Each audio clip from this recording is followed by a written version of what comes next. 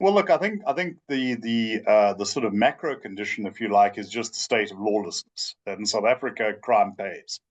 Um, this is any economist will say look for the incentives, and unfortunately, in South Africa, the incentives of committing a crime and the potential rewards for many people just outstrip the incentives to abstain or to seek a different path to resources. So that's number one.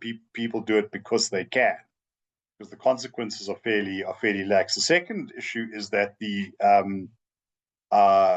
institutions that are meant to combat that, your police, your detective services, they have in many respects been eviscerated.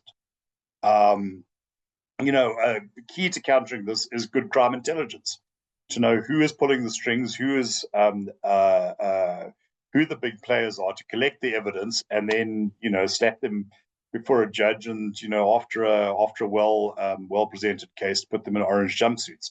That often just across the board doesn't happen in South Africa. And I think the third thing is our particular political economy, and it's very interesting to see the way this has developed. From essentially extortionist gangs, mostly in the eThekwini area, rebranding themselves as kind of radical economic transformationists.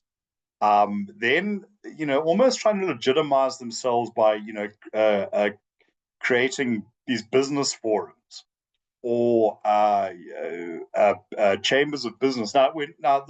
There was a case this in KwaZulu-Natal when we went from this into this kind of semi-organized a business chamber space, and the launch event for the last one was actually attended and addressed by the MEC for, I think it was economic development. But the point is that not only are these groups able to assert a certain degree of legitimacy, they are given it. And it's also very revealing how they have couched their demands. It's often in the sense, in the vocabulary of a 30% demand, of a 30% community benefit. This comes from Treasury's procurement regulations, which are not applicable to the private sector, but they've given this very, very thin veneer of legitimacy, that this is a form of community empowerment.